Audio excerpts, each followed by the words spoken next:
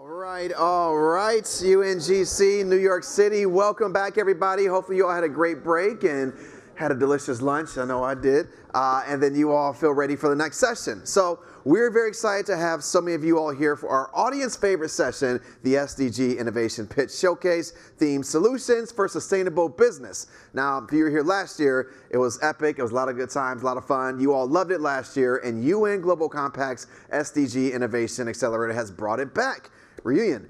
I cannot wait to hear from these young team of innovators and cast my vote for my favorite at the end. Now, without further ado, I'd like to hand things over to Senior Manager of the UN Global Compact's SDG Innovation Accelerator. Please, round of applause for Bruna Edias. Because I'm happy, clap along if you feel like a room without a roof.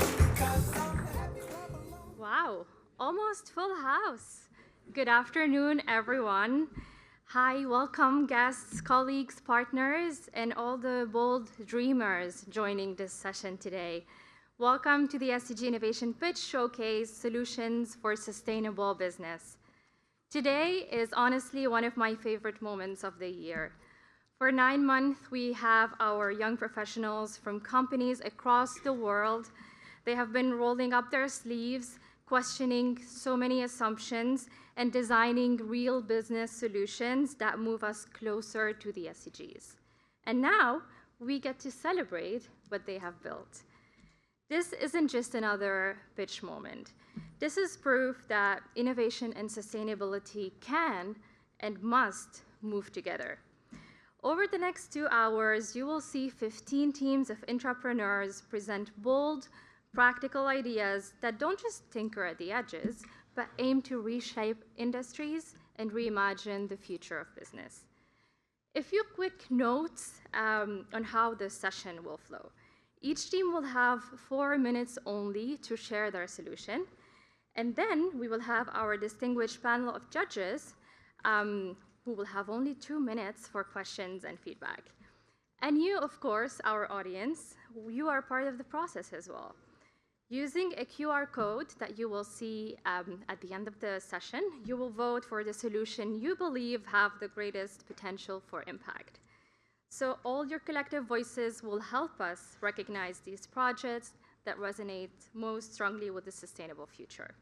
So I encourage you to open your phones, open your notes app, and jot down any ideas that you have, any comments that you have that inspire you so you can make a confident decision at the end of the session. And now it's my pleasure to introduce our judges who will guide today's conversation with their insights. We have with us today Yilmaz Yildiz, CEO of Zurich Insurance Group in Turkey. A round of applause for Yilmaz. An SDG pioneer and celebrated business leader, Yilmaz brings decades of experience spanning government, global strategy consulting, executive leadership in finance and insurance.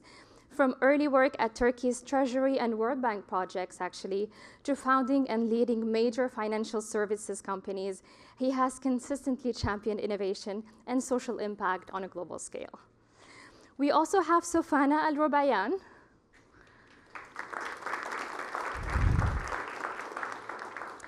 Global Innovation Senior Manager at the MISC Foundation.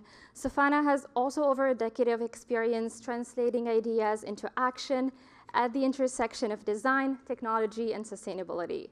She's passionate about shaping forward-looking initiatives that empower people and communities to create lasting change. And last but not least, our very own Dan Thomas. Round of applause. Chief of Communications at the UN Global Compact, Dan leads global communications and media relations that rally broad coalitions behind the 2030 agenda. He previously directed communications for 2 presidents at the UN General Assembly and for the UN Secretary General's climate change team. A former journalist with Reuters and BBC, Dan also served with the UNICEF and the Global Health Alliance, Gavi. Thank you for lending us your expertise today and sharing your insights. And a big, big thank you to MISC Foundation and Zurich Insurance Group Turkey for actually sponsoring this session. Thank you. So before we dive into the pitches, I would love actually to hear from you today and get a little bit of insights.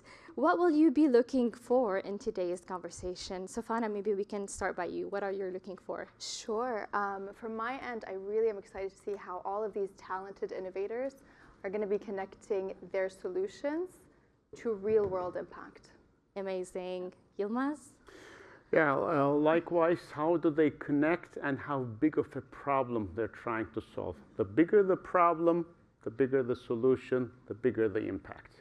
Well, you're in for a treat. Dan? I love a disruptive idea. So I'm looking for something that's new, disruptive, something different. Fantastic. So let's get started.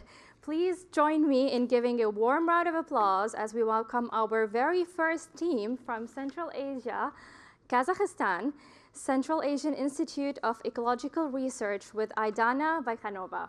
Aidana, the floor is yours.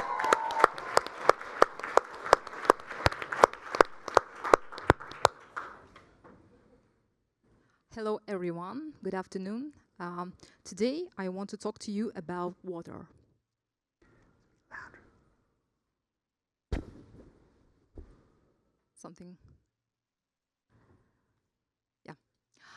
Today I want to talk to you about water, the most important resource on our planet. Imagine a city with millions of people. I think I can guess which one just popped into your head. New York, right? Every day, it uses an enormous amount of water, and almost as quickly, water flows straight into the sewer. Millions of people use water daily without tracking how much they consume or how water reuse system in their homes actually works. So this is our everyday reality. Now, imagine rain. On a hot day, we welcome every drop, but we really think about the fact that the millions of liters of rainwater in cities could be collected, treated, and reused in homes, in agriculture, which is especially important on our region of Central Asia. In many regions, including Kazakhstan, water scarcity is a serious issue. Over the last 30 years, water consumption in public sector has more than doubled. According to the World Resource Institute, Central Asia is already in a critical situation. By 2040, the region could face acute water shortages, and it's not just us. The US, China, India, Australia, and many other countries will face the same challenge. The reasons are clear: rapid urban population growth, inefficient household use of drinking water, lack of systematic monitoring and regulation.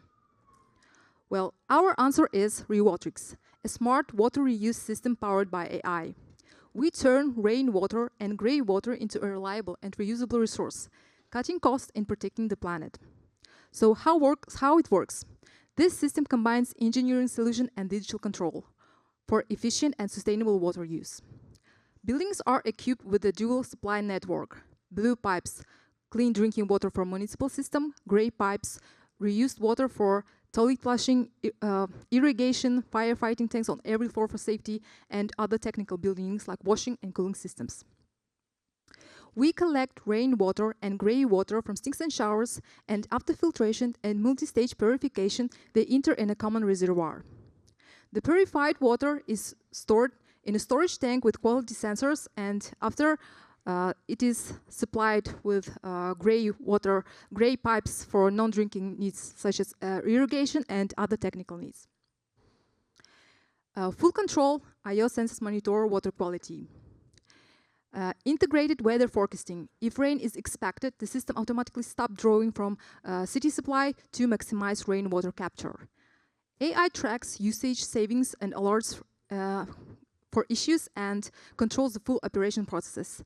And it's all in just one app on your smartphone.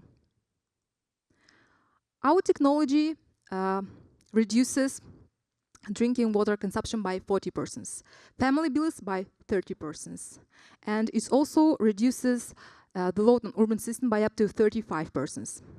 It prevents up to 90% of leaks and ensures water supply even in emergency situation. So our technology empowers every user to actively contribute to sustainability, and we aim help to households, cities, and farmers become a part of the solution. And we are not stopping with Central Asia. We plan to expand to the Middle East and North Africa and beyond, delivering a smarter water management the regions that need it most. So let's stop wasting water. Let's rethink it together. Thank you.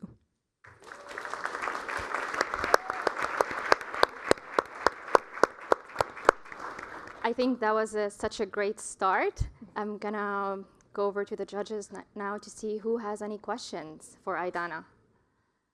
Yilmaz, I can see it in your eyes.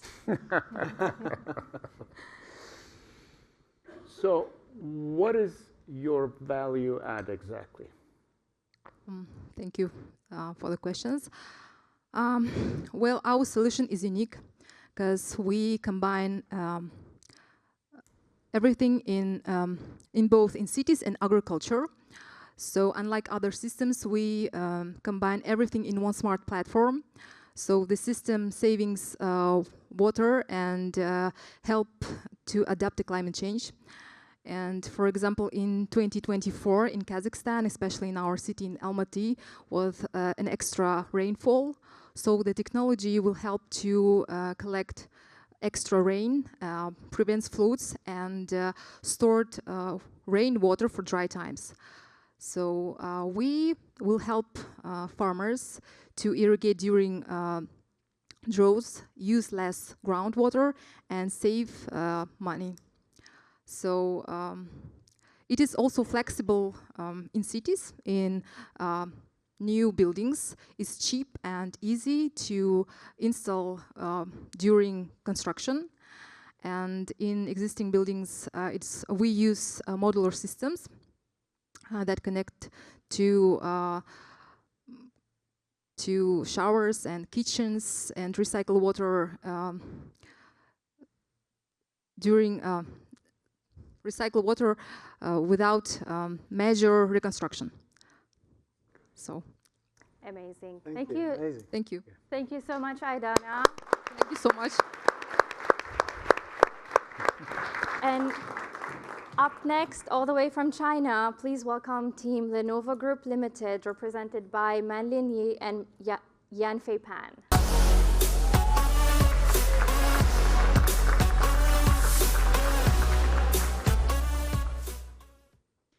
So, as everybody knows, AI has brought really exponential disruption to our work. So, as you guys know, globally, 2/3 of companies who don't have technologies, expertise to fully utilize AI. And I don't know if you guys know how much percentage in China that the small and medium companies don't have any digital transformation tools. Only 80%, almost 80% of Chinese companies. So today, I would like you guys to meet Melody. She's a young, determined, and small business owner, but she is facing with 3 challenges. The first challenge is people like Melodies find it's really not easily to find affordable, accessible AI-powered tools. So the result says the SMEs always have facing 28% of the SMEs in China who facing more than lost 5.6 billion dollars in China. People are losing because their lack of the digital transformation solution. So the second challenge for Melody was because Melody are women. So in the technology industry, only 28% of the women are taking the charge. So Melody find there are less support, less resources, and lower, the lower resources they can reach out to. So the third one is all the SMEs, they finding a little bit isolating, navigating alone, and they don't know where they can find network and support. So as Lenovo, we are always thinking, how might we leverage our decades of experiences and our technology in supply chain and helping those SMEs, helping them not left behind in this society. And that's why we proposed our solution, EcoChain AI System, to address the needs of Melody and millions like her. First, it's an is an AI-driven agent will act as her 24/7 supply chain assistant, and it will predict risk, optimize inventory, and coordinate logistics all in real time. And for Melody, that means fewer inventory costs and more efficiency. Second, through deep learning on Lenovo's knowledge base and existing SMEs data, and our agent can generate tailored resource to build capacity for Melody and growth with her. And also for the women entrepreneurs, they can also join our mentorship program with the top female industry leaders. And now, our young and determined Melody will become an industry pioneer who is able to sustain her seat at the table, and also he can create partnership and inspire her peers in our ecosystem. And our EcoChain AI system will integrate it into Lenovo's existing AI agent buy-in, which already supports 100,000 SMEs and with a multi-tier subscription plan. And also, it will be locally deployed with full encryption to ensure our data security. So to the future, we are happy to start it with the pilot project with 300 SMEs first. And then in the future, we want to power more than 200,000 SMEs in the future globally. Thank you.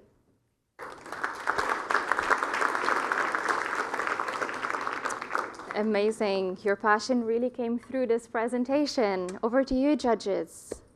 Who has a question? Sophia? Yes, I was actually wondering, you mentioned that you're starting with 300 SMEs and then you're planning on expanding. So how do you envision that level of scalability? Yes, so as a Lenovo, we are huge supply chain. So we already have more than 300 suppliers in our supply chain. So we are trying to build up our own networking. We are talking and to build up our own network. This is the first one we have. And the second is all the suppliers have their own, supplies networking. So we are trying to expanding that one as well. And also as Lenovo, we are expect every company and every country's policy. So we will adjust really flexibility based on the data privacy and the security about this AI stuff. Yes, and we think like as the ecosystem grows stronger, and we at Lenovo and our SME partners will be strive together to be more resilient. Great. Any other question from the judges? Excellent. We're all good? Great. Thank you so much, team. Thank you. And from China, now we move to Colombia with Promigas, represented by David Diaz. David. I'm on tonight, my hips don't lie, and I'm starting to feel it's right. All the attraction, the tension. Don't you see, baby, this is perfection. That's definitely the song I was looking for. That was not planned, so we are going to a good start. So if we are in here, and if we are talking about SDGs, and we are involved in the SDGs, it means that we are achievers. It means we are building the future, right? And it also means that if we arrive here, we consume some kind of energy. Even if our transportation, even when you put your car on, if you plug it, and we need energy. Developments need energy. And yes, I come from Barranquilla. That's the homeland of Shakira. And we are also part of the Latin American network. We are also part of the developed country. And if we look for it, one of our biggest challenges is that development needs energy. It's gonna need energy. At Promigas, we serve 24 million people daily through energy solutions. We provide energy solutions for households, and we provide energy solutions for companies and industries. And we have to address industries regards lots of energy. And there are hard to abate sectors like cement or like power generation. And even though renewables are gaining traction, we will still need reliable energy. I'm all for renewable energies, and I'm all for sustainability. And I also believe my commitment with sustainability is really strong. But I live in a city that is above 80 degrees Fahrenheit all year round. So my commitment with sustainability gets to the point that if my air conditioner gives out, I'm done. So in order to do that, we started implementing reliable solutions to our clients. And the tricky part in here was like, even though we were reducing emissions, the global balance emissions to our clients, we were adding up our emissions. So we were quadrupling the amount of emissions we made. So our scope 1 just skyrocketed.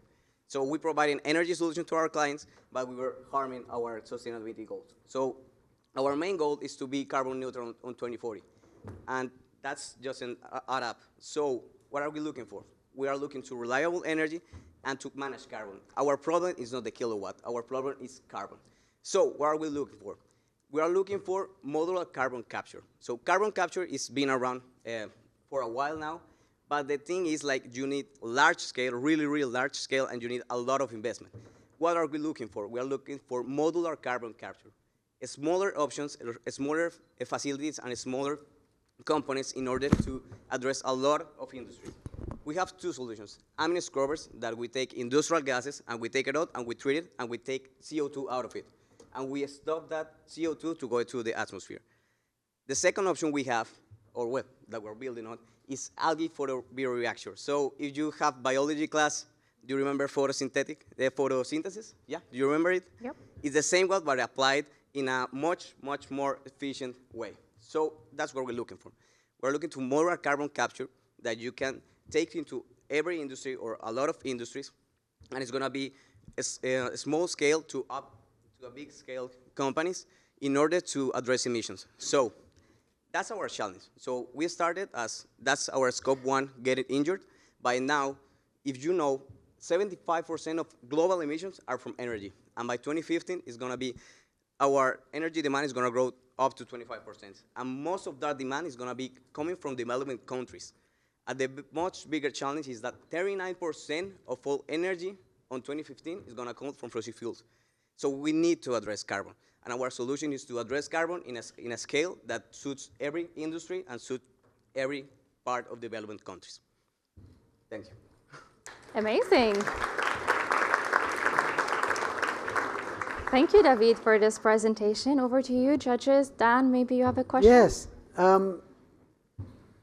How expensive is it to make these scrubbers and the, I can't quite read it, but the Photosynthetic. photobioreactors? Yeah, are they expensive? They are expensive. They are around $12,000 each, and each one represents around 4 meters square. And to operate it is around $2,000 a year. Right. It's around that. So I know you don't answer it, but you don't ask it, but we're trying to build a small, like a farms, capture farms with that, in order to make it more efficient to the capture. Great. Yeah. Thank you. Congratulations. Yeah, any other question for David? Or everything is clear? I do have a question. Yeah. I was wondering what type of resources are necessary for you to implement this? Okay, we need, first of all, we need the specific kind of algae. We already developed it, so we have that one in Barranquilla located, and it's suitable for tropical humid waters. Yeah, we can also make this solution for other countries, but we will have to develop that specific kind of algae. We also need a lot of regulations, and also we are trying to be like carbon money as a service. So if we don't get the money for our client for the carbon capture, we will have to go to the carbon market. So this kind of project doesn't have a carbon market suitable methodology approved by the ICBCM or CCP or stuff. So we don't have a carbon methodology, so we are willing, like, we have to wait until we have a carbon methodology to go to market. If we don't go to market, we will have to pay it ourselves or the client directly. Yeah. Amazing. Thank you so much, David. Thank you very much. Dan, did you have a final note? Thank Amazing. Thank you so much, David. And joining us now are the changemakers from France with Team Hermès, with Charlotte Zimmelman, Mazarine Yeremian, and Isabelle Boudet.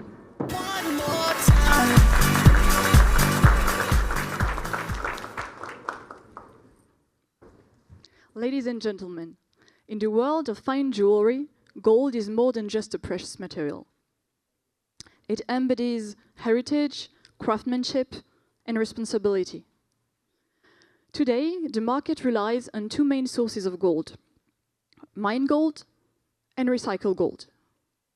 Mine gold mostly come from large-scale operation. While the sector is regulated and contributes to global economy, it also leaves a heavy footprint on the environment as well as complex social dynamics. Recycled gold, on the other hand, offers a very different path.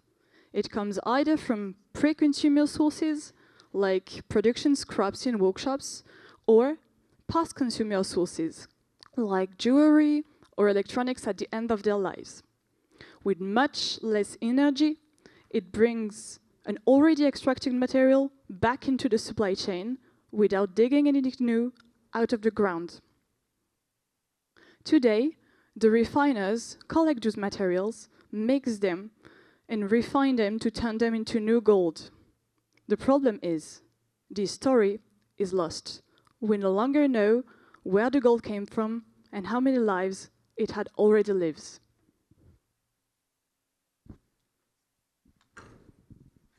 This is where innovation begins. Drawing on field expertise, we know one simple but powerful fact.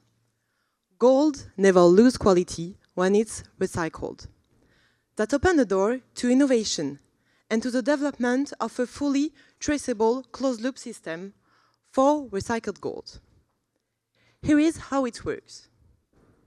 Each production scrap will be given its own identity from the refiners to the workshops, and then from the workshop waste back to the refiners again.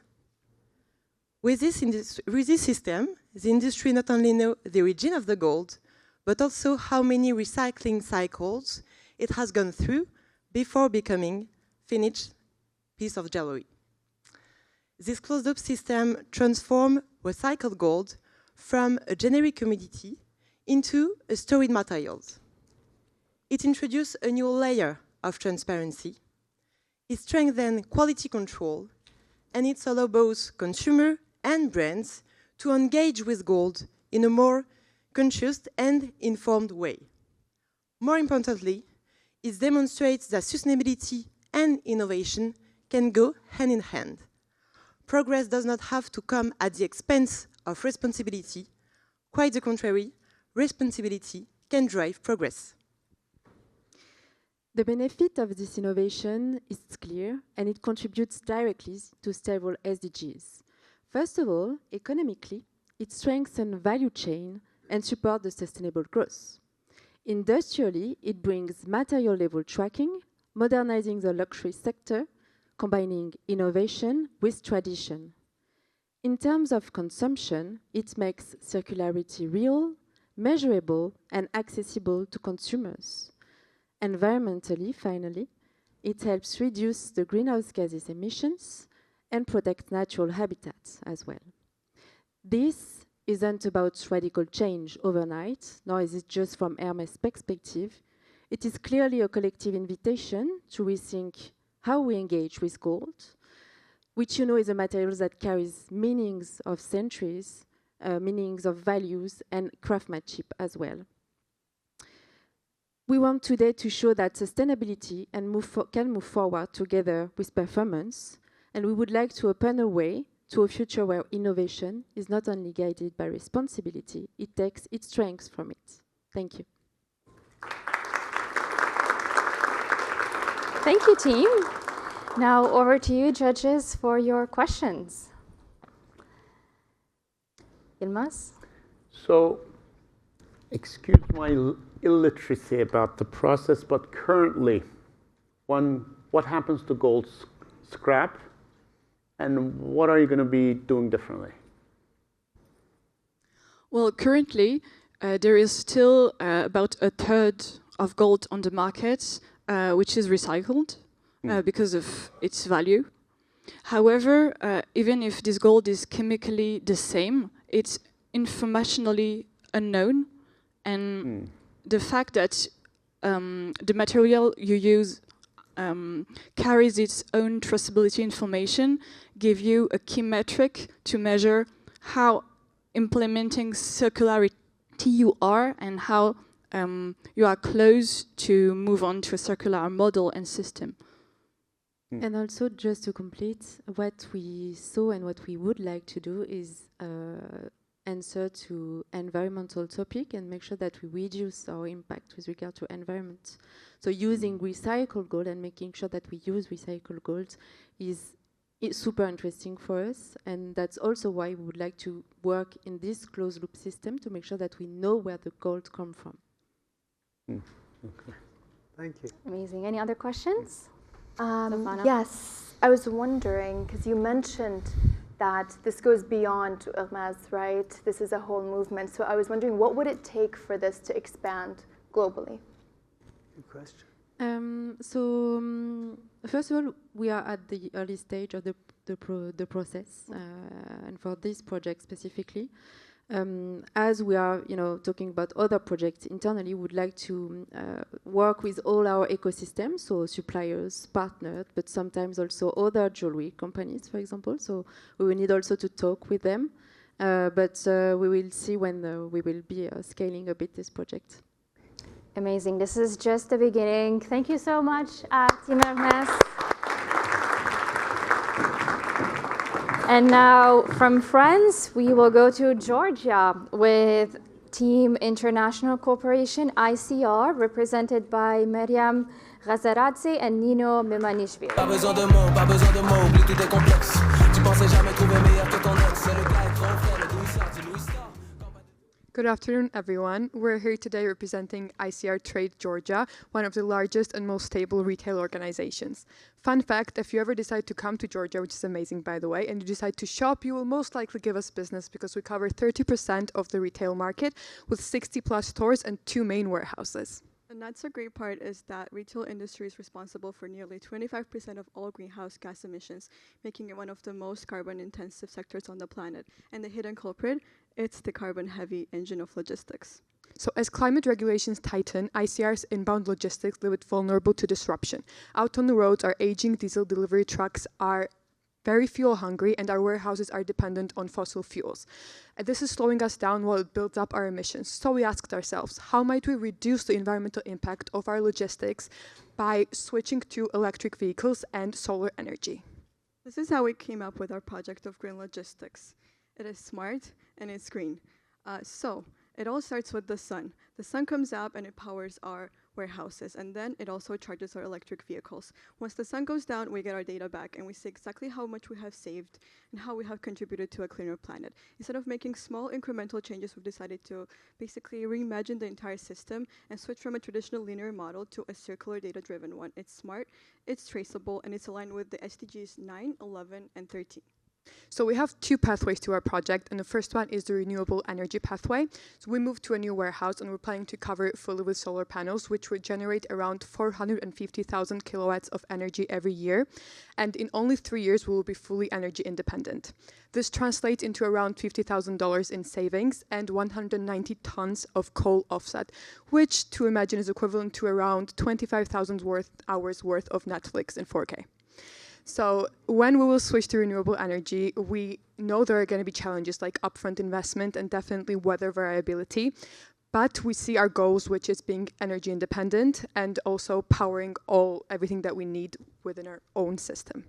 The second pathway is electrifying our delivery fleet. As air pollution worsens and fuel prices rise, our company is exposed to higher costs, maintenance issues, and regulatory risks.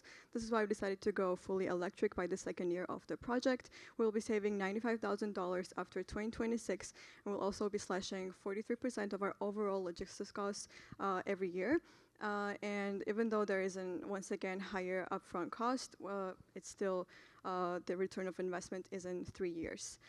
So we'll be saving 498 tons of CO2, which again translates to around 7,000 trees planted. So it's our own little ICR forest.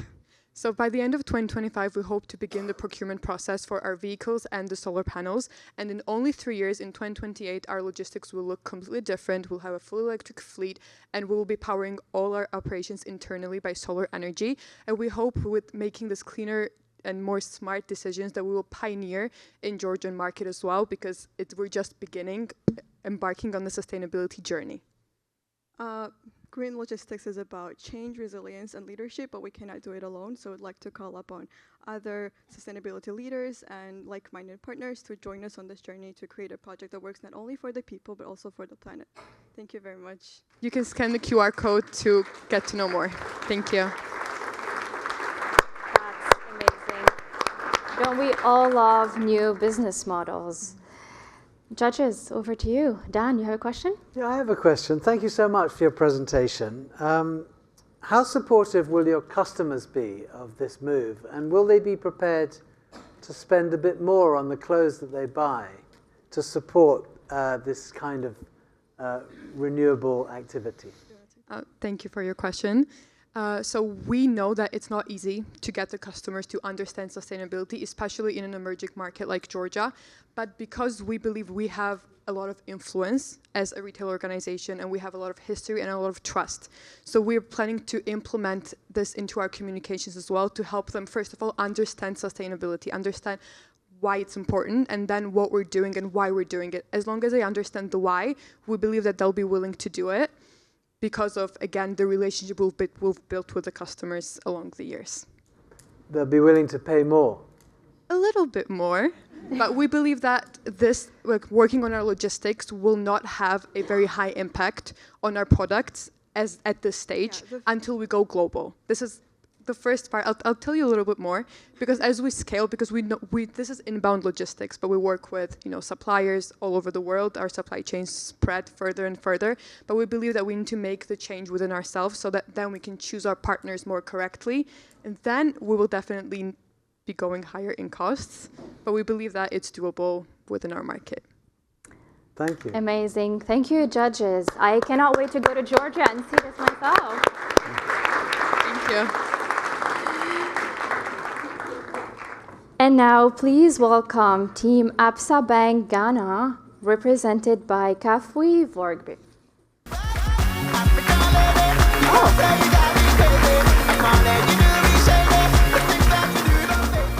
I was expecting And Afrobeat. Prince. Yes, Prince. I was not expecting you, but welcome. I had to appear. Good afternoon, colleagues. So, Prince and Kafi from Absa Bank Ghana. I just have a few questions for you before Kafi quickly takes over. How many of us have access to a bank account? How many of us? You have access to credit?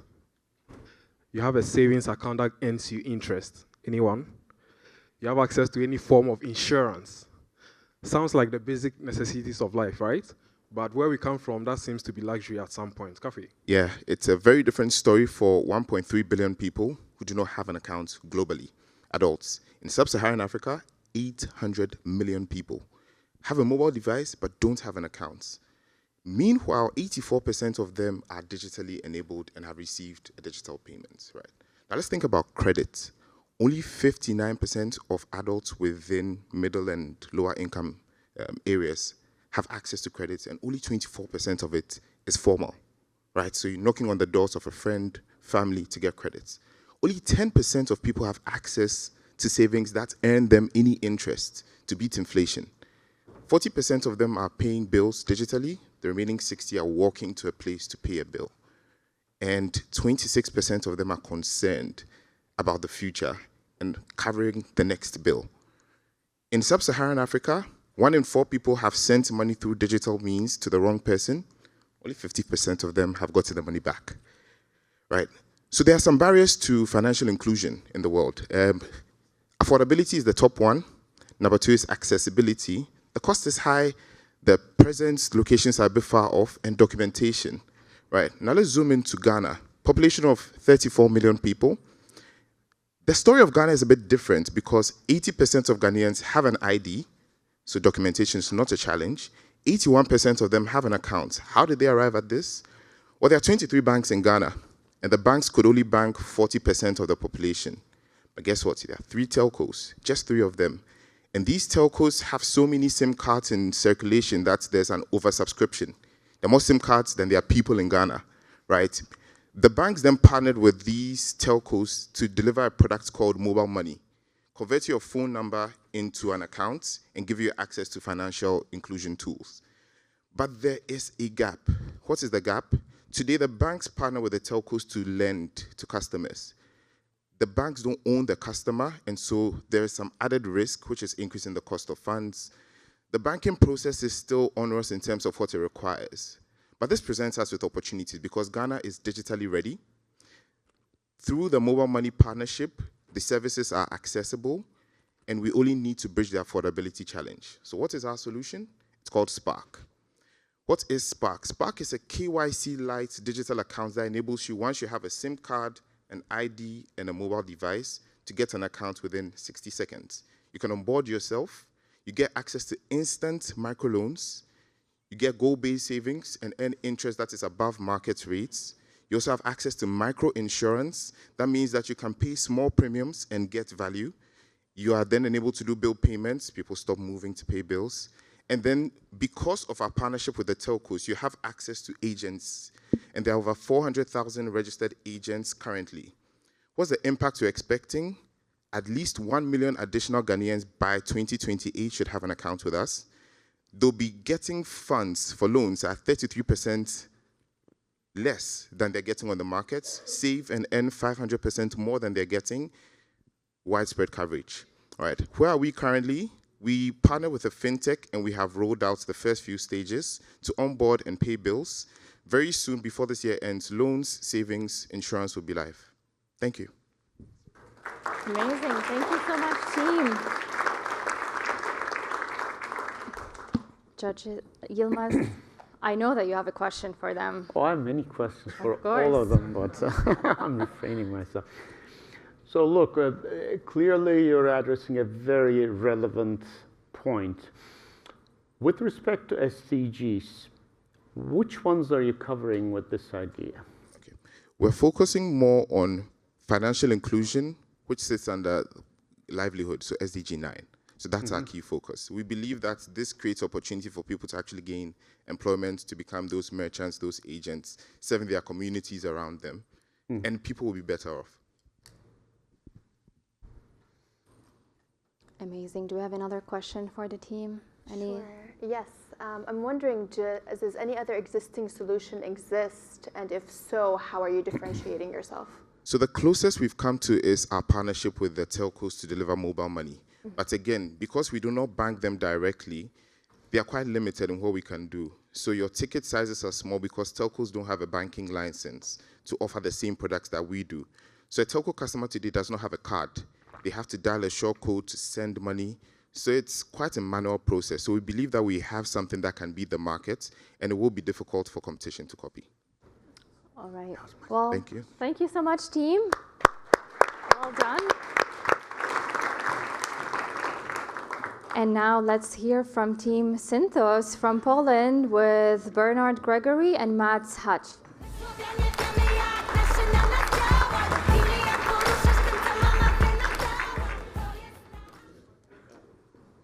So hello, everyone. Short question to the audience. Does anyone of you own a car or maybe arrived today by taxi? Then you probably have used today a product of us without even knowing. So we are Team Synthos, and Synthos is a leading global manufacturer of synthetic rubber. Synthos has production sites in Poland and also in Germany, where we are both located. At Synthos, we use raw materials usually provided by a steam cracker and transfer this to synthetic rubber, which is then used by tire manufacturers. At Synthos, we have a two-step process. So first, we polymerize the raw materials, and in the second step, the finishing step, we isolate the polymer from the polymer solution and have the synthetic rubber product. If you have a further look in our value chain, we also see that at the level of at the steam cracker, we also have a high energy input. And as you can see, we have an energy input for the steam cracker, which requires steam, and also at our side, we also require steam, which is provided by a coal-fired power plant. So what is now our challenge? So as most major tire producers have pledged to become carbon neutral by 2050, they also require carbon neutral synthetic rubber products from our side. And in addition, the German government has mandated to phase out coal-fired power plants. During the course of our project, we investigated or we looked into several different ideas, including the substitution of the raw materials with biorenewable materials. But later on, we moved to the finishing setup and further looked into this.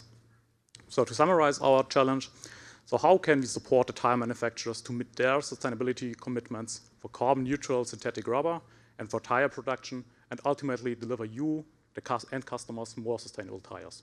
So let's have a look at the solution. All right, thank you very much, Bernhard. So moving on, what really pops out here is the fact that we have quite a high steam consumption. The steam we consume comes from a coal-fired power plant. And the question is, how can we reduce the steam consumption? And one option is to install an electrified finishing unit. So with an electrified finishing unit, instead of using steam, we have the possibility to use renewable energy in the form of electricity to finish our product. With this project, we can reduce our carbon emissions by over 60% according to the Greenhouse Gas Protocol Scope 2 emissions.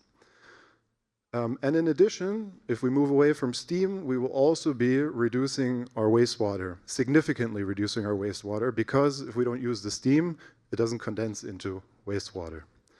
However, you can imagine a new finishing unit on an industrial scale is very expensive. This will cost somewhere around 100 million euros. So in order to mitigate the financial risk associated with this, and also to confirm that we can obtain identical polymer properties, and to ensure that this project or this process is scalable and technologically feasible, what we need to do is construct a pilot plant. A pilot plant will only have about a tenth of the cost associated with it, and we have also the advantage that we can gain experience and knowledge and maybe even reduce the price of the big installation. So why is this really cool? Once we get this up and running, an electrified finishing unit, we have the potential to not only implement it in Germany, in Skopau, but we also have the option to scale this in Kralupy in Czech Republic and in Poland, where we have further production sites. So summing up, with this project, our experience and our technical expertise, Synthos is well positioned to become a leader in the production of low-emission synthetic rubber. Thank you. Thank you, team. Fantastic work. Over to you, judges, for the questions. Dan? Is synthetic rubber better than natural rubber? Does it have qualities which are more efficient or just more long-lasting? I guess it depends a bit on the properties you're wishing for. I mean, for the synthetic rubber, we can specifically adjust it to the specifications that we need, while natural rubber usually is like a natural product that has the fixed properties and has the fixed application then. Yeah, we have the possibility with synthetic rubber to engineer what we want compared to the natural rubber where you get what you get. Right. Amazing. Any other question from the judges? Was it a clear presentation? Very good. Great. Thank you so much. Thank you. Thank you, team. And a reminder to the audience that you will get a chance to vote for your favorite project. So I hope you're taking notes and jotting down all the ideas that you have. If you have a favorite team so far, keep it in your notes app, because now we're going to move to Team Indonesia with PT Senggalan Asetama, represented by Jeffrey Purwanto, Fadli Darmawan, Diana Sinirat, and Francesco Andrew.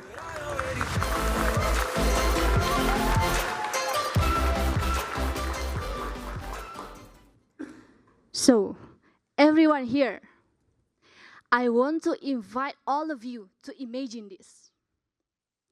What if the plane that brought you here had no tires?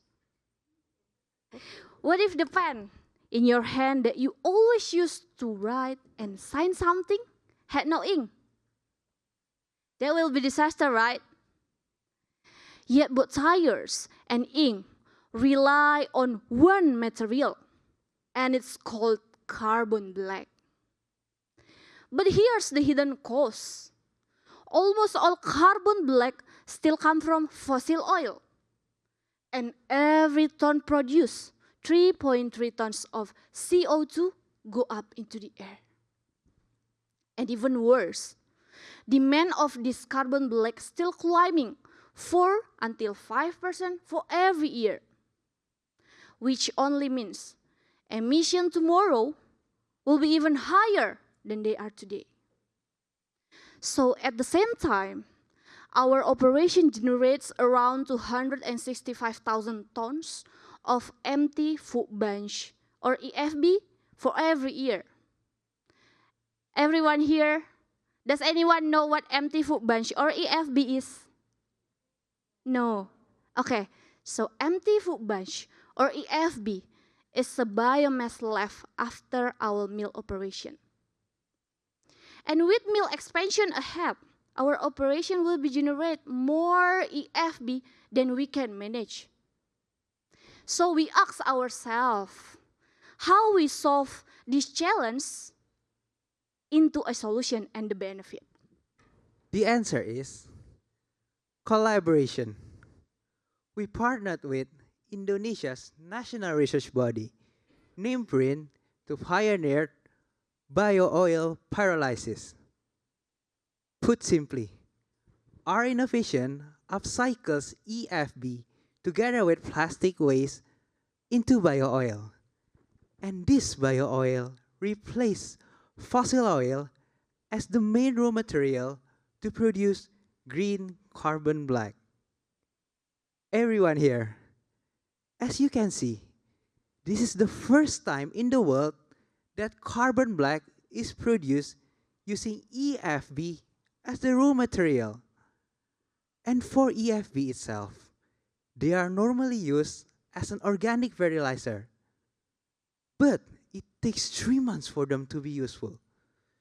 So, instead of waiting that long, our innovation can give it a faster and more powerful second life. And our research also shows that we can reduce carbon emissions by 60% for every ton of green carbon black produced. And furthermore, through our innovation, we can reduce the company's emissions by 20% per year. We also reduce plastic waste in Indonesia by 7%. Also, we empower over 300 local housewives because of our program. So ladies and gentlemen, let us go back to those tires and inks that we started with. They will always be part of our daily life. But this time, it is greener for the planet, better for the people. Thank you so much, everybody. Amazing. Thank you, Team Dan. There goes the breakthrough innovation. Well, over to you, judges, for questions. Sofana? Sure. I was wondering who is your primary customer focus here, and how are you meeting their needs? So our main primary customer mostly comes from industries that need carbon black. Mostly it will be automotive industry that makes tires. So yeah, that will be our main customers. And we're planning to engage with them mostly for the one who have sustainable commitment. Thank you. Amazing. I see a collaboration between Team Poland and Team Indonesia maybe after Yeah, this. sure. Any other question? Dan, over to you. You talked about a 60% carbon reduction. What would it take, or what would need to happen to go to 100% carbon reduction? I mean, do our tires have to be black? Is it the coloring or the... Why do we need carbon black? Okay, because the material of this carbon black is really black. Yeah. The green carbon black, just a name of our product. Yes. Yeah, because it's sustainability. It's to make the tire look the right color. Yes, yes. It's like a dye almost. It's a color of the tire. Yes. Right. Great. But he's wondering how he can get red tires, by the way. Well, he's thinking beyond the solution. Well, thank you. you, judges, and thank you. Thank you so much, judges. So I've never heard of carbon. All right, and now we will go to Mexico with, oh no, actually, I tricked you. We will go to Malaysia with Team Pelabuhan Tanjung Pelapas with Naufal Jaliani and Afik Miskam.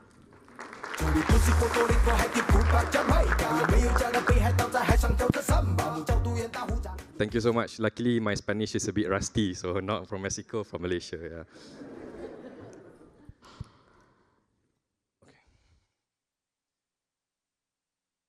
So hello everyone, we are from Port of Tanjung Pelepas, Malaysia. So have you ever wondered where your Amazon or Alibaba delivery package goes through before it arrives at your doorstep? So the chances are is that it goes into one of these container boxes and through our terminal in PTP, Malaysia. And so far we have moved more than 174 million of these container boxes, which is equivalent to circling the Earth about 26 times. And we are going to do more. And of course, with all this productivity and growth comes at a cost, and the cost being carbon emissions. And before we going further, do you know how emission cycles in PTP works? Basically, we deploy our tug and pilot boats to bring in the vessels to berth in PTP. We leave the container vessels above the container vessels, and we transfer the containers to and we store it at the container yard, and we transfer out using the same process. And PTP has committed to reduce about 45% of carbon emissions in 2021, and as of now, we are proud to say that we have reduced 22% of the target. And running 24/7 with a 16 million containers capacity is not an easy, and reducing emissions across the terminal is not easy because we are expanding and we are also growing to a bigger terminals. The question is, people keep asking whether you need to how to meet the operational requirements or you need to meet the climate commitment, and how does we attend these concerns that we need a timely and we need accurate data, and how does this importance and how is it really crucial to us, because accurate reporting is a key strong of governance reporting, and it ensures that transparency, accountability, and standardize the processing across the companies.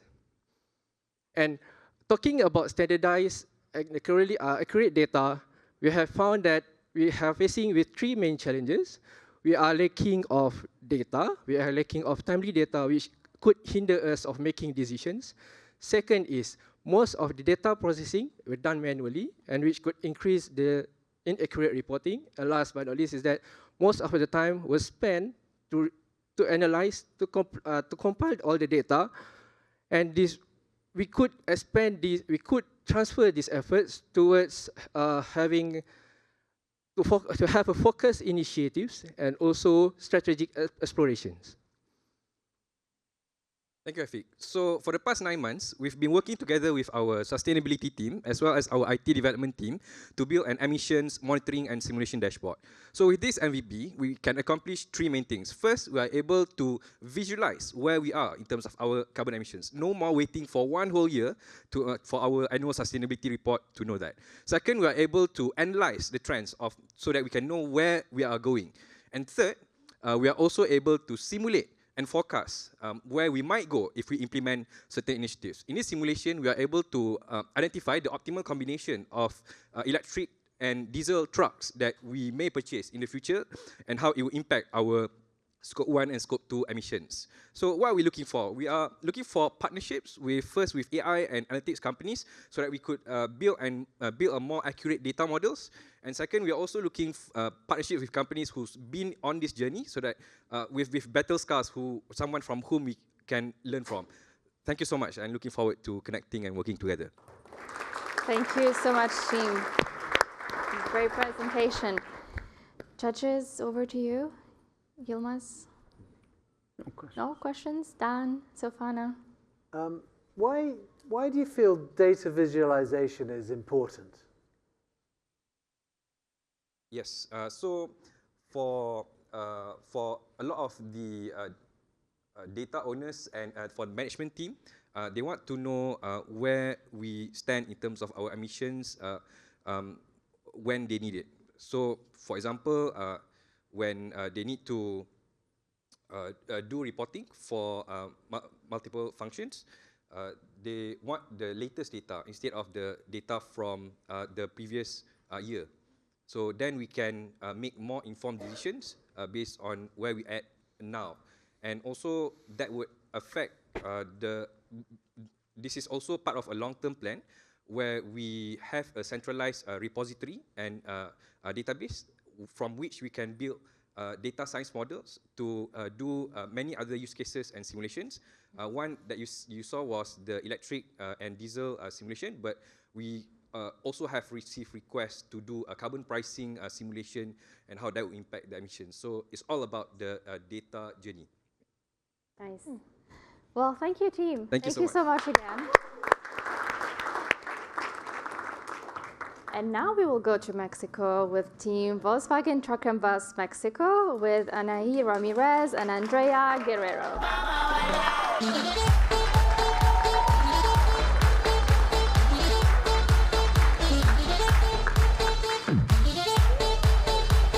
What a crowd!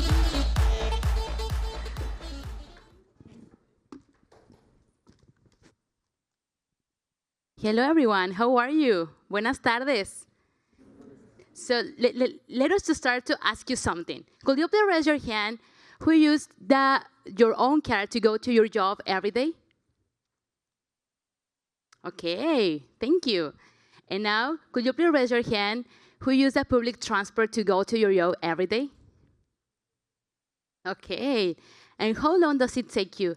3 minutes, 1 hour, 1 hour and a half? 20 minutes? Really? 1 hour. Awesome. Wow. You're a lucky woman. Okay, so let me to tell you something else. In Mexico, the average person spends at least 4 hours on a daily commuting. And this is Maria's reality, a single mother with a little son. With some luck, they can spend together at least 20 minutes before bed. And she is not alone, because in Mexico, at least 40 million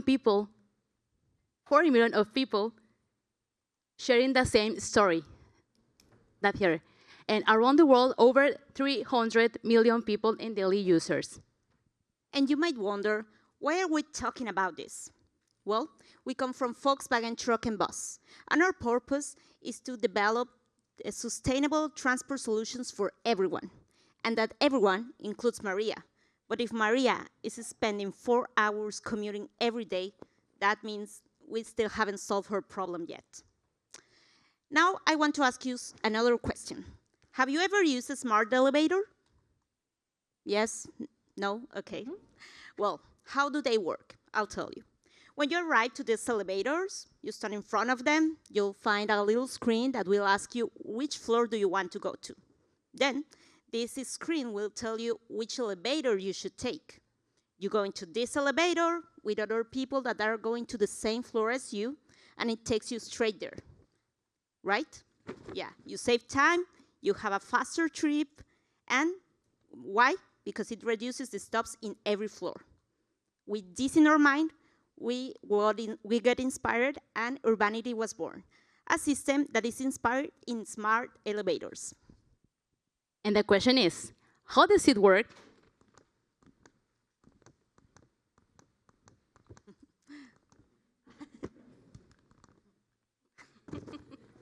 We are using the public transport infrastructure that already exists, and also the Volkswagen telemetry technology.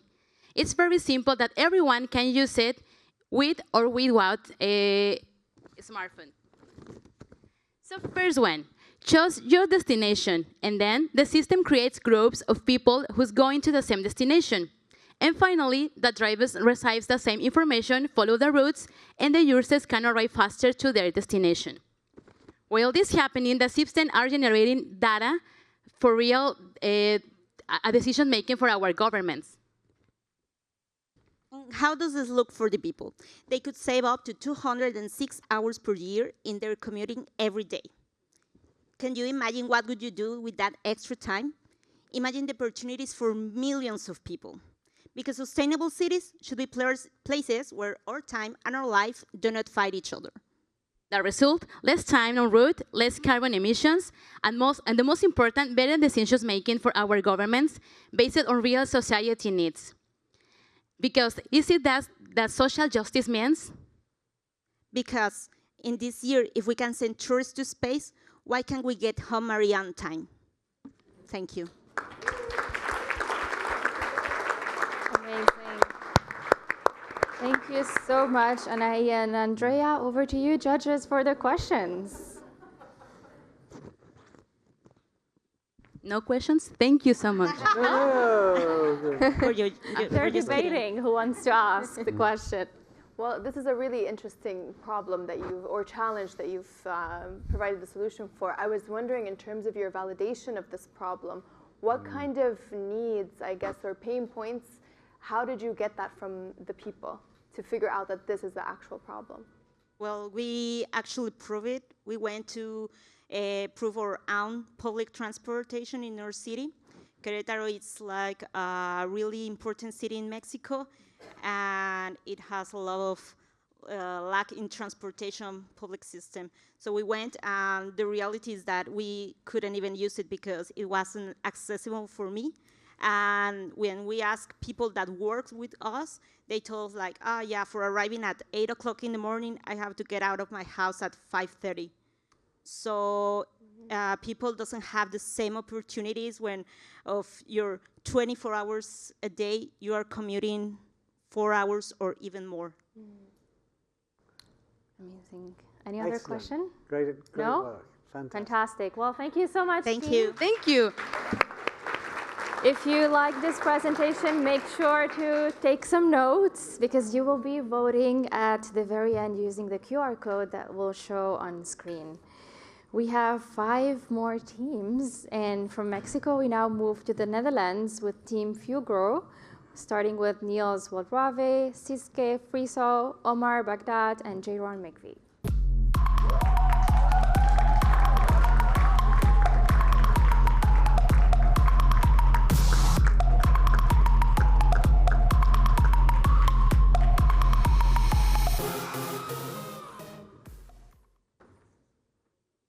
Hello. With the current state of the world, it's easy to feel small, demotivated, and even helpless. But we at Fugro would like to emphasize that innovation, resilience, and courage can still be used to create a safe and livable world.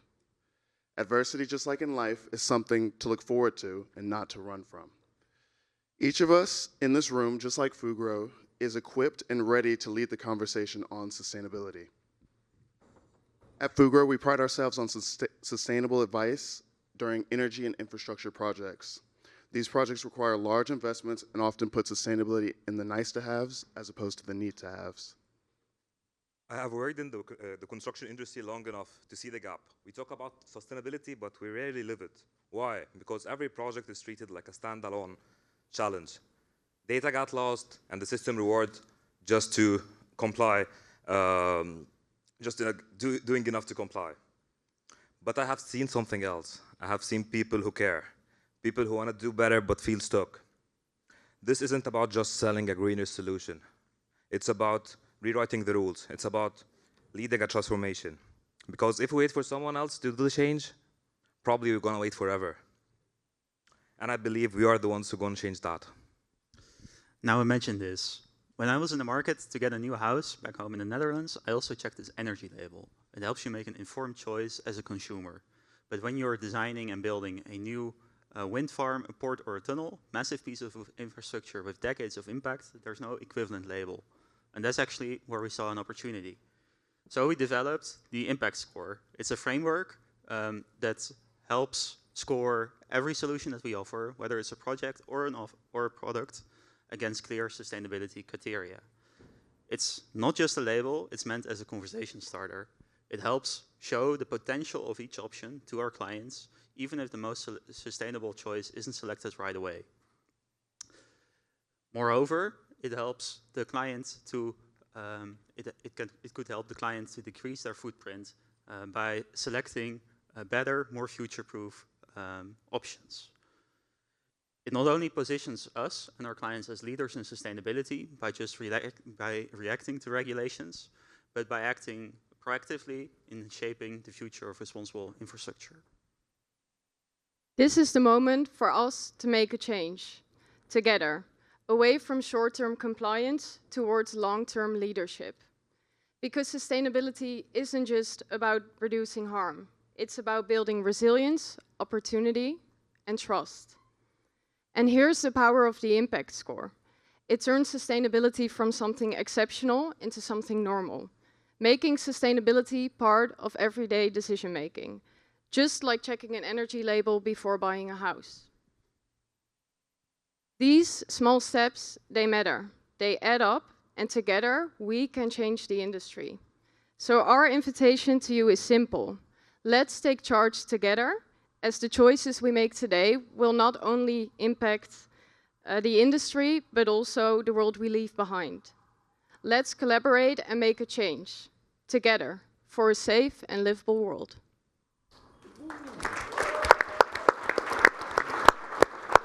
Amazing. Well done, team. Judges, over to you.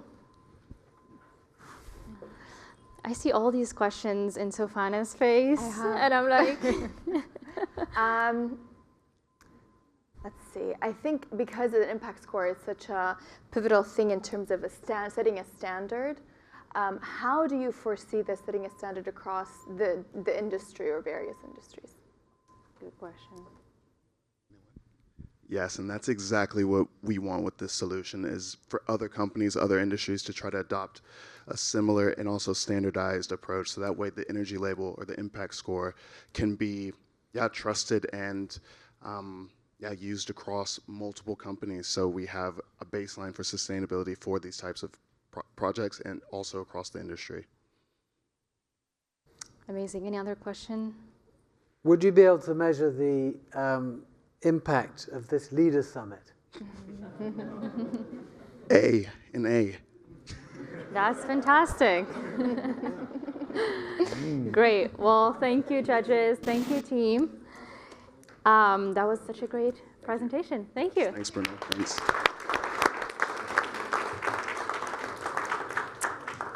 And from the Netherlands, we will now go to the Philippines with Team PLDT, represented by Eric Lagura.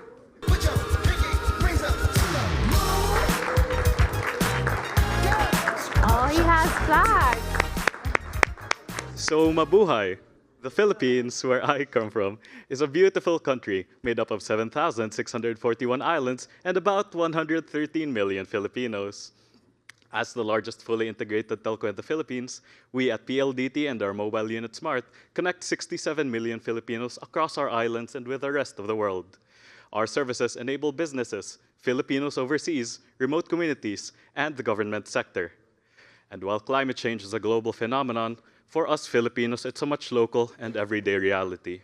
We experience more intense and frequent weather disturbances every year, including super typhoons. Among them was Haiyan in 2013, known as the most powerful and destructive typhoon to make landfall, and Rai in 2021, a Category 5 super typhoon that led to a lot of Filipinos losing their homes, businesses, and loved ones. And just recently, on August 30, a mere low-pressure area gave Manila 5 days' worth of rainfall in just 1 hour. And just 2 days ago, the most powerful storm this year to date, known as Super Typhoon Ragasa, made landfall in the northernmost provinces in the Philippines. But at any given time, one of the key services that help our country remain resilient is connectivity. In 2024, we've had more than 1,000 network interruptions, some of which were caused by extreme weather events. But we know that in good times and in bad, connectivity is a lifeline. And so our job is to continuously deliver connectivity, especially when Filipinos need it the most. Making this possible are our hard-working engineers who are among the first responders after every disaster to restore our services. One of them even had to walk through rugged terrain for more than 8 hours with equipment on his back just to restore services for thousands of typhoon victims waiting to reconnect with their loved ones. So during disasters, our services help keep people safe, businesses running, and support relief operations, contributing to SDGs 8, 9, 11, and 13. Now, To make our networks more resilient and help our engineers amidst disasters, we have developed a solution through an integrated dashboard. This innovative solution provides dynamic data crucial in preparing for disasters. Using AI and remote sensing, it allows for real-time monitoring of network equipment and sends early alerts when conditions are suboptimal. It automates extraction of hazard information and enables us to receive employee reports on facility conditions. It also makes use of a device made from upcycled materials, proudly created in-house with the care and ingenuity of our people. Now, imagine having this solution during disasters. It has the potential to give life-saving alerts to local communities. It will include advisories on our services and on relief efforts, such as free calls and free Wi-Fi. With all these, our solution enables faster and easier data gathering, more timely and localized alerts for our people, and more efficient network restoration, ultimately helping our engineers in reducing network downtime, enhancing community relations, and strengthening disaster response. Operating in such a rich and beautiful country like the Philippines, our mission at PLDT and Smart is to connect every Filipino and help unlock our nation's full potential. In good times and even much more in bad, we all need to stay connected. In closing, here's a quote from our chairman. We measure business success in equal parts by how well we improve the lives of our people and how we work to preserve our planet for future generations. Maraming salamat.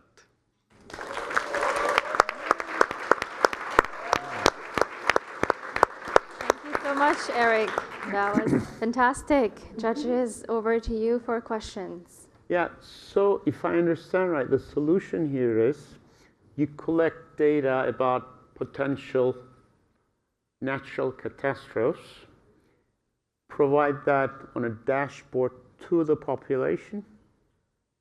So it's kind of two things. The inputs from it is one from our device that collects parameters from our network facilities, ensuring that they're all in optimum condition. And the other one is, as you said, the hazard information from historical data online, which is public use and free. So currently, for data privacy reasons, it's only internal for the staff and for our facilities. But later on, when we develop this further and making sure that all the data are complete and accurate, we can partner with local government units in the Philippines to ensure that all of this data that could help the community and provide local alerts can be disseminated to the people. Of course, after all the procedures are done in place, because there's regulations in place. Yes. Fantastic. Any other question for Eric? We're good? Thank you Thank you so Eric, much. for the presentation.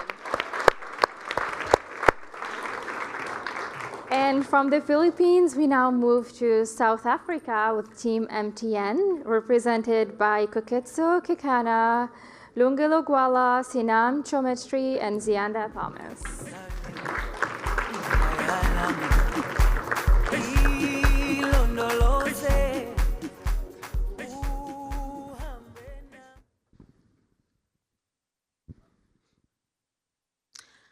Hello, everyone. We live in a world more connected than ever before, where opportunity, learning, and play is just a click away. But for children, that same connection can open the door to danger. In Africa, over 300 million children are already connected, with hundreds of millions more soon to follow, often without protection. But that's not an African problem. It's a global pandemic in developed, developing, and underdeveloped countries. Predators no longer hide in alleys. They hide in DMs and gaming chats. In Africa, one simple hi can be the very first step to trafficking. According to the UN, over 3 million children are currently trapped in trafficking and exploitation. Cyberbullying affects 1 in 4 children, leaving many suicidal or depressed. Harmful content shapes futures, making boys more prone to being violent and girls 3 times more at risk of self-harm and depression. Behind every number is a child, vulnerable, voiceless, and unprotected. And unless we act, millions more will be lost. That's why we at MTN Group must act. We are Africa's largest telecommunications provider with over 298 million subscribers in over 15 countries. uniquely positioned to protect the very same children that we connect. Meet Senam, a 13-year-old chatting with her primary school teacher. Suddenly, he sends her an inappropriate image. Normally, this could go unnoticed, but with Yellow Guard, the image is detected, flagged, and blurred out. On the parent's cell phone device, a real-time alert appears. No delay, no secrecy, just immediate awareness. The parent can then sit with the child and navigate through the problem with the assistance of guidelines, helplines, as well as partnerships such as the IWF and the UNICEF. Beyond education, beyond protection, Yellow Guard educates. With our app, Guardian Rush, children are able to learn, play, earn rewards, and build positive digital habits. And build positive digital habits. This isn't just an app, it is a guideline. It is a guideline, a teacher, and a lifeline, assisting African families and empowering them to protect what matters most, our children. Because with Yellow Guard, we protect tomorrow's generation today for tomorrow. Yellow Guard is MTN's commitment to digital safety and social impact by detecting grooming, cyberbullying, sextortion, and grooming online in real time. We advance SDG 16.2, protecting children from violence and exploitation. Even a 1% improvement in child online safety in Africa, we could protect over 6.7 million African children annually. We also promote SDG 3 by reducing online harm that leads to mental health crises. Lastly, SDG 4.7, we empower families with digital literacy. Yellow Guard is more than an innovation. It is a blueprint that is built for safer and smarter societies. Yellow Guard monetizes in 3 phases. First, our freemium model gives parents access to essential child protection tools. Then secondly, at $1.50 per month, it gives you more advanced features and support for up to 3 users. And then third, for families, we offer a premium plan that has a similar value proposition than the premium plan. And then finally, Yellow Guard is more than just a technology. It is a promise that every child is going to enjoy the benefits of a modern connected life. Thank you.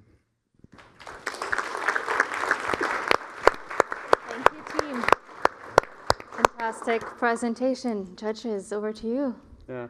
So did I hear right? You are one of the largest, if not the largest, telco in Africa. Yes, that's correct. Mm-hmm. If that's so, and this is such a great product to protect the children, why are you charging for it? Okay, thank you for that question.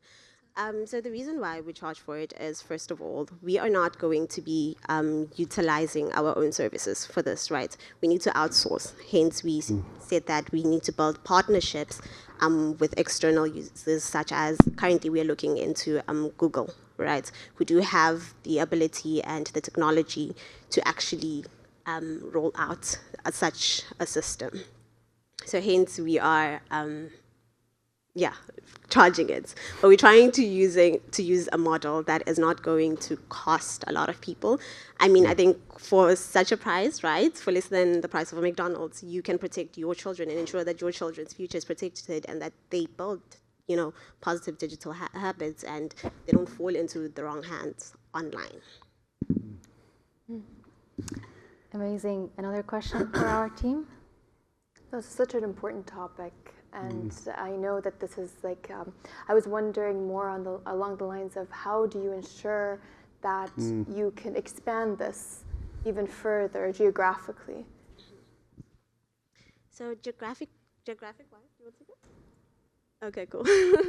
Okay, so geographically, we do, in as much as we operate in 15 countries, right? There are some partnerships with some of the other telecommunications and other countries. We currently have, partnerships with telecoms such as the ones in Botswana, some of them in Nigeria and so forth. Even in South Africa, we have one of them, Cell C, right? We have those partnerships. And I think if we are able to get to a point where we introduce the solution to other people, being these partners, as well as possibly the government, right, to have it sort of as something that needs to be enforced, that every child or every parent should have it, then we can kind of expand, right? And by doing so, we may actually come down to reducing those prices, because then we will be having those partnerships, and then maybe at some point in the near future, we can have it be free. Ideally. Well, thank you so much, team. Thank you, judges. Great presentation. We are left with only 2 more teams. So now, please welcome Team Embracer Group from Sweden with Martin Kalin and Eileen Larsen.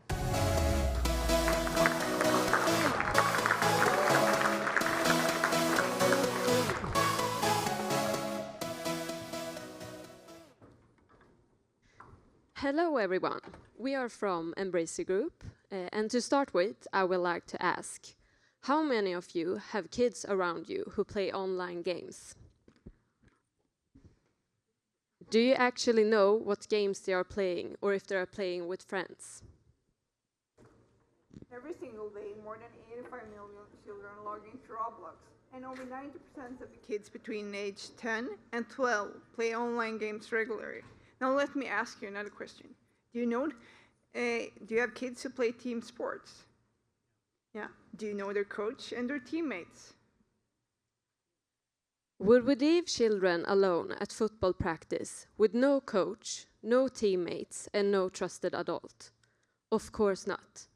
So why do we think it is okay to leave them unsupervised in digital playgrounds where millions of strangers roam? Gaming isn't just an entertainment. Like team sports, it can be incredibly positive for children. It builds confidence and identity. It strengthens friendship and empathy. It develops creativity and problem solving. It even improves communication, reading, and writing. But there is also a darker side. Children face risks of grooming, criminal recruitment, harassment, and bullying, which can leave deep scars. But here's the paradox. Only 0.01% of the online interactions are reported as harmful. The overwhelming majority of kids' experiences are positive, especially when adults engage, listen, and guide. And here lies our responsibility.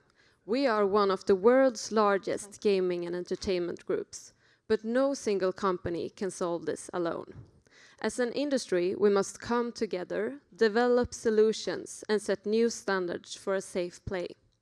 Our vision is simple: to make it as natural to be a part of your child's gaming life as it is to cheer on at football practice. And that's why we created the concept for a new application, Octopus. When you have connected your child's game to Octopus, parents no longer have to guess what happens behind the screen. You can learn about each game, like the rules, parental controls, even how to play. You can see how much your child plays, or if they have been reported, or if they are standing up for others. When you see the Octopus logo on a game, you should feel confident. It's a safe choice for you and for your child. And most importantly, Octopus teaches parents how to engage, how to play, and how to talk about games in ways that builds trust instead of walls. Because here is the truth. When parents and trusted adults step into the gaming world, predators lose power. When children feel heard and supported, they grow resilient. Stronger online, stronger offline. But this is bigger than one app. It requires the whole industry to unite, to share best practices, set safeguards, and stand together for family safety. This is why we say it's a top priority.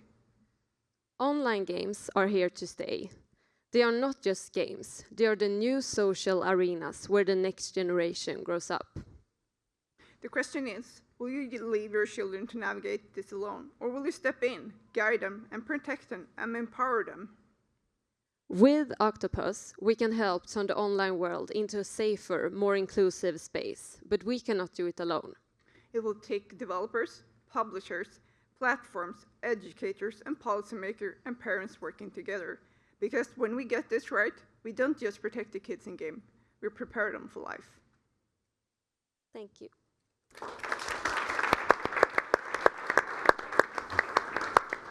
Thank you, team. And now over to you, judges, for the questions on Octopus.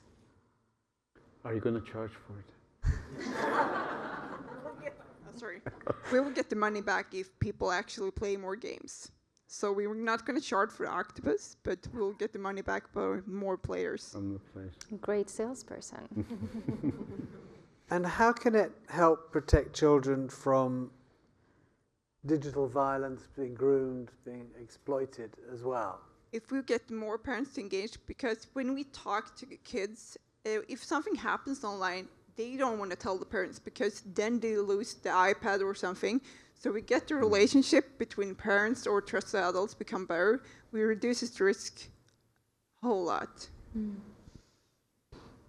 Amazing. Any other questions? We're good? Great. Thank you so much, team, for this wonderful presentation. And now, last but not least, the very last presentation from the UK team Tesco with Julia Lamb, Emma Cunliffe, Andrew Jameson, and Quitri Un.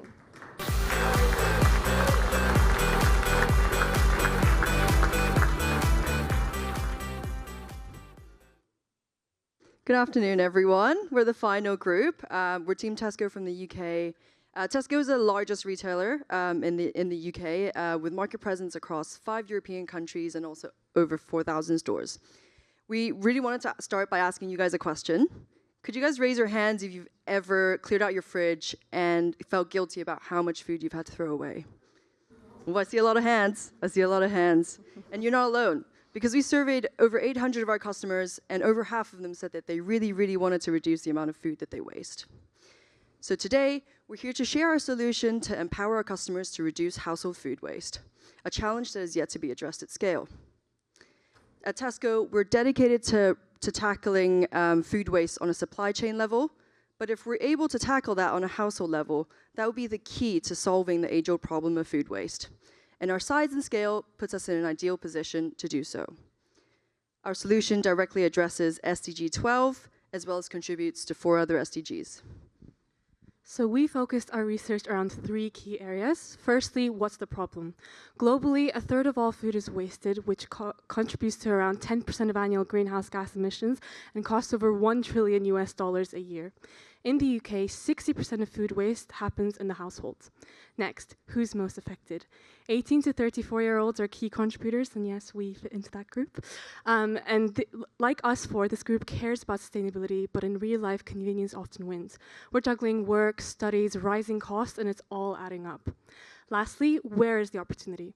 We're a digitally connected group. 90% of us own smartphones. So we reframed our problem statement to be, how can we empower our customers to reduce food waste at home in a way that saves them money, supports sustainability, and fits into busy lives? We propose a solution to this problem, the Every Little Helps Food Waste Digital Assistant inside the Tesco Grocery app. It's personalised to all and helps our customers track, manage and reduce household food waste. And in true Gen Z style, we've vibe coded a working prototype of an app using artificial intelligence. Scan the QR code with the password Tesco to check it out. The assistant has 3 key pillars. My Pantry autofills from your Tesco Club Card data. It tells you what you've bought, lets you log what you've used and what you've wasted, and even generates AI recipes. You'll also get expiry notifications for food that's about to go out of date. My Food Waste Helper shares tips, leftover recipes, and money you've wasted due to food waste. There's even a digital community for sharing ideas. My Rewards motivates you with points, weekly streaks, leaderboards, and perks from our rewards partners. We designed it in this order so you know what you've got, what to do with it, and get rewarded for wasting less. Our solution represents a breakthrough ambition from a retailer in tackling household food waste by using technology to drive real behavioural change. By nudging our users with reminders, recipe rescues, and waste-saving tips, we can empower personal action every single day. If our target demographic could reduce their waste by half, we'd be saving 825,000 tonnes of food a year, worth £1.25 billion. But to deliver on that, our solution has to be feasible, scalable, and aligned to our business's sustainability goals. To ensure that it is, we've run workshops, surveyed customers and colleagues, and engaged with our strategy leads across the business. Tackling food waste in the home is a win for the customer, for the planet, and for Tesco, because as we always say, every little helps. Thanks very much.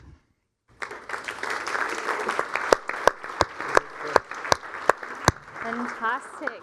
Great presentation. Judges, questions? So if you're successful and you prevent food waste to a large extent, what would be the impact on Tesco's sales? So part of the win-win that we're proposing would be that the climate-conscious customer would see Tesco as a unique offering that they can do their shopping with. A solution like this works better the more you shop in one place, so we can help show you and track everything you're buying. And we're proposing that by targeting that climate-conscious customer, which is the least loyal demographic of our customers we can increase the loyalty with them and get trading gains to offset any potential sales loss from waste reduction. Okay. And just to add on to that as well, I think our solution, what it really aims to do, is encourage our shoppers to do more with what they currently buy, rather than buy less. If that makes sense. Fantastic, Dan. I wanted to ask, when customers throw something away, they're conscious of what it cost them and what they're basically writing off. To what extent are they aware of the cost on the environment, on climate change? So as part of our surveying, we did find that there is a difference between some customers who are hyper aware of the cost and others that are much more incentivized by the environmental impact. So again, part of the food waste helper and the reward section would be the ability to track either of those two metrics as you personally are incentivized to act by what motivates you, not what you're being told to be motivated by. Thank you. We'd have like a really intuitive function in the tool that would show you your environmental impact score. We don't want to make it too busy, so at first we're just going to share kind of what's in your pantry, how much money you've wasted, and then eventually we want to test and learn and see our customers interacting with it and show them the environmental impact score, as Andy mentioned. Great. Perfect. Thank you so much, judges. Thank you, team.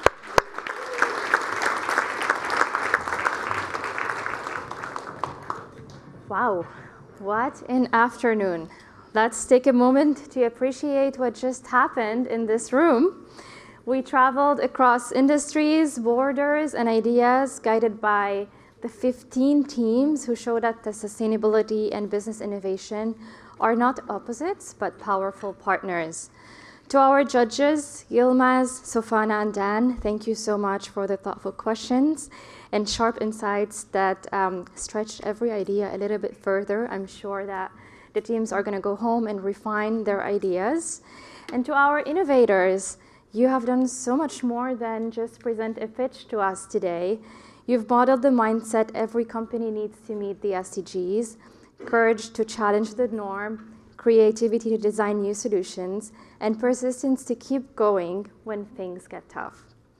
The showcase may end here today, but your journey to scale impact is only beginning. This accelerator program is a collective effort. A special thanks to our UN Global Compact country networks as well and partners worldwide. You create the conditions that allow innovation like this to flourish. And now the exciting part you're all been waiting for. Throughout the session, you captured your favorite solutions in your notes. I hope so. It's time to scan the QR code that you see on the screen and cast your votes.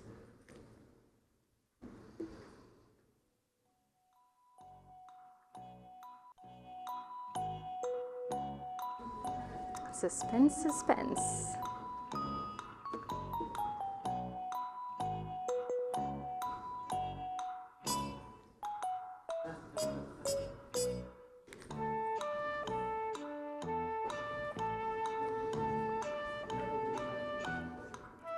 right? That's the favorite part. I think we still have 1 more minute.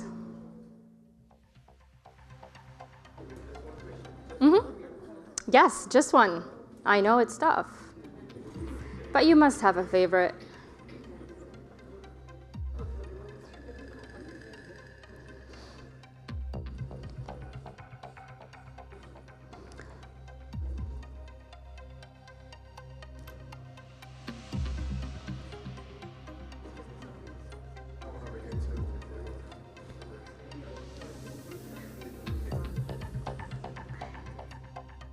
If you are not able to scan the QR code, you could also visit menti.com and enter the code that you see on screen.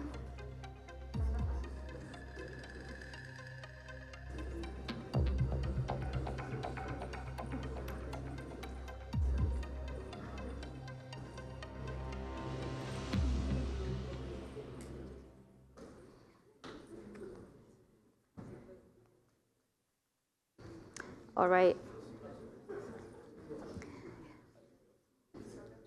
Can you raise your hand if you already voted? All right, I see maybe 10, 15 people who are still waiting to vote. Come on, let's do it.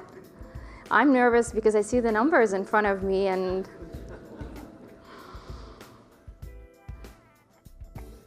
yeah, and as a reminder, I see there's still some cameras being activated. If you can't get the QR code to scan, just go to your web browser, menti.com, as you see, and then it'll ask you for an 8-digit number, which of course is 13986569.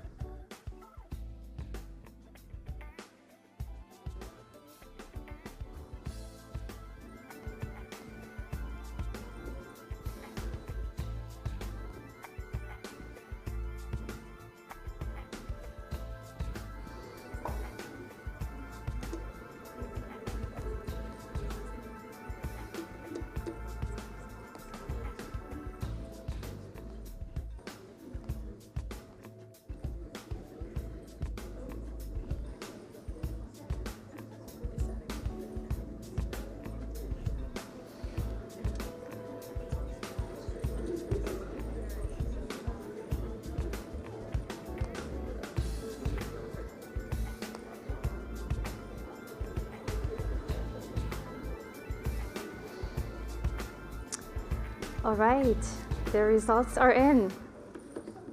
Who do we think is the winner? Which country? I know everyone's a winner, but who do we think won? All right, and I'm happy to say that the team that got the most votes, so I guess this is the people's choice for today, is Team Indonesia.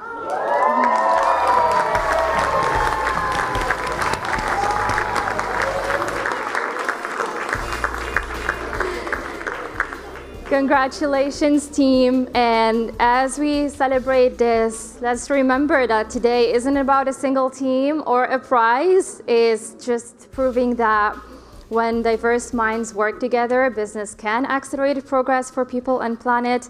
And to everyone here, thank you for spending this time with us, for your curiosity, and for believing that innovation can truly solve the SDGs. Let's just carry this energy beyond this room and keep building the future we just envisioned together. Thank you, everyone, for joining us today.